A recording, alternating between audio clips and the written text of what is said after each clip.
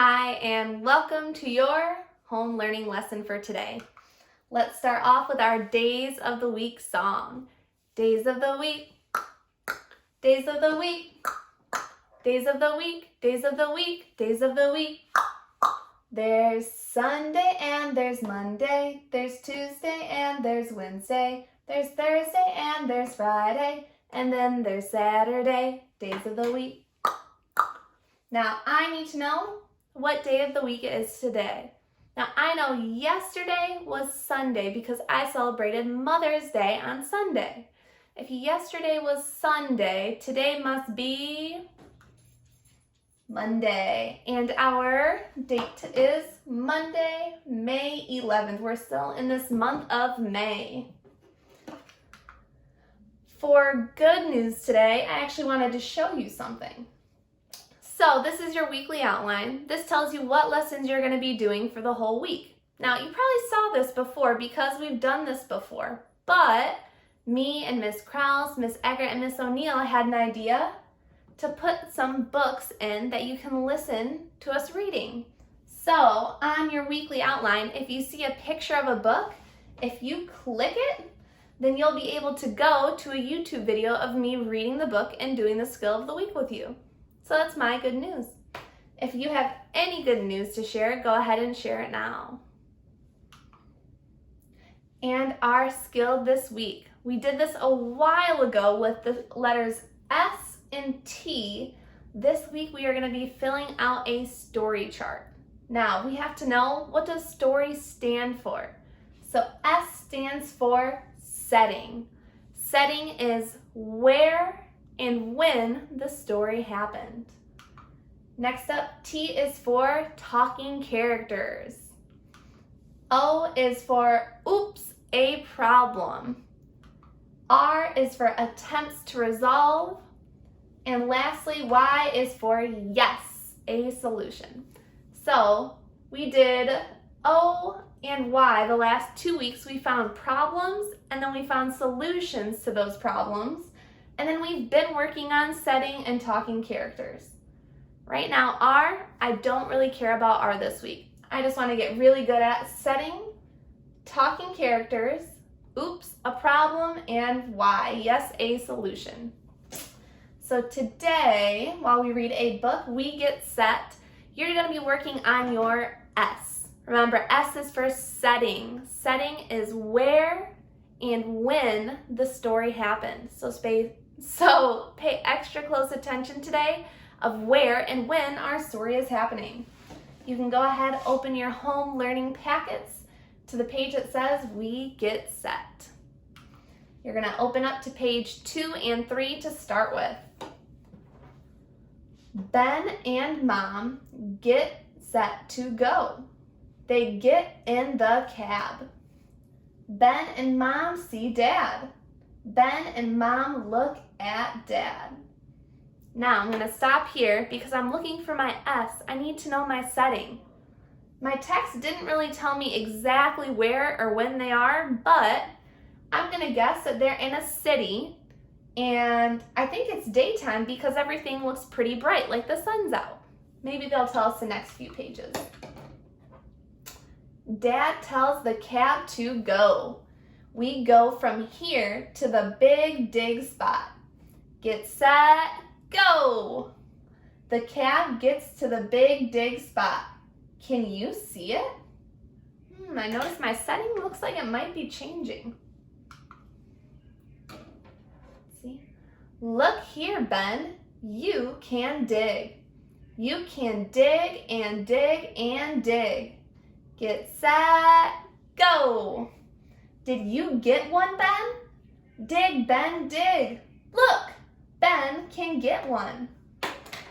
And our last page. Ben, Mom, and Dad get set to dig and dig. Get set, go. All right. For your constructed response today, it's asking you about the story that we just read. They said, where is one place that the story We Get Set takes place?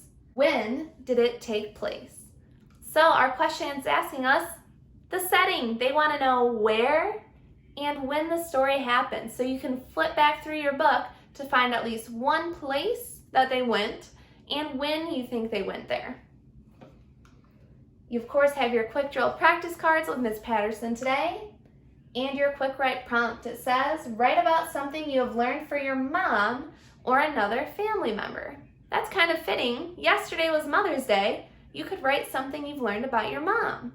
Or, like our question asks, you can pick another family member if you want to. And last thing is your daily reading log, so make sure you're jotting down what you're reading and look for those special books that we put in there for you. All right, we're gonna jump right into math. So take a look at my picture today. I wanna know something that you notice, something you can see, and something that you're wondering about. Something that I notice there are 3 green cars.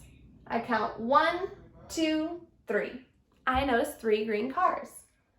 Something I'm wondering about, I wonder, why do they have a helicopter with all of these cars? Because I can see a helicopter there, but I don't know why they put it with the cars. All right, and here's our story problem today. Jonathan has 5 toy cars. 3 of the toy cars are black, and the rest of the toy cars are yellow. I'll read that one more time for you here. Jonathan has 5 toy cars. How many toy cars does Jonathan have? 5. And it says 3 of the toy cars are black. How many of the cars are black? 3. And it says the rest of the cars are yellow. How many of the cars are yellow? We don't know how many. It just says the rest. So, I think I already popped this question up early. It says, how many yellow cars does Jonathan have? So when I look at this, this is one of those tricky ones that we were working right before we left school. We have to find the rest. So it's telling us there's 5 altogether, and then 3 of them are black, and the rest are yellow. So before I decide if I'm adding or subtracting, maybe I'm going to try to draw out my problem. All right, so like usual, I started with the first number I heard. I heard he has 5 cars. So I'm going to draw 1, 2, 3, 4, 5. Oops. There's my number 5. 5 cars. Now remember they said that 3 of those cars are black. So I'm going to color 3 of these cars black. 1, 2, and 3. Next, they told me the rest is yellow. Well, the rest are the ones that I haven't colored black. So I can count, don't want to count those, they're already colored black. 1, 2. There are 2 cars left that are yellow. Let's see. 2 is my answer. Now, my number sentence. I'll explain this one to you because it's kind of tricky. When I did this, I started with 5 cars because I know Jonathan had 5. And then I had to take away 3. Those 3 I colored in black. I had to take those away to figure out that there are 2 yellow ones left. So today, I actually subtracted to figure this out. Now, another way I could do this with a 10 frame. So I start with 5, and I have my 5 dots here to show my 5 cars that Jonathan has. And again, 3 of them I know are black. So 1, 2, 3 of them are black. Now, just like we did with the cars, we know the rest are yellow. So to help us out here, I decided to color in the rest to show that they're yellow. And I still get 1, 2 cars left that are yellow, and my number sentence stays the same.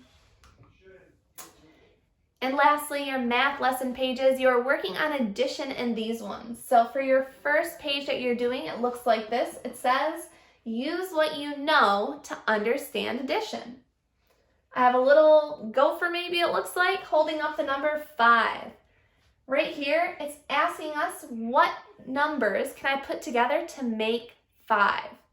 So I did the first one. I know if I put 5 and 0 together, it's going to be 5. And I can even try it, 5 and 0. 1, 2, 3, 4, 5. still get 5.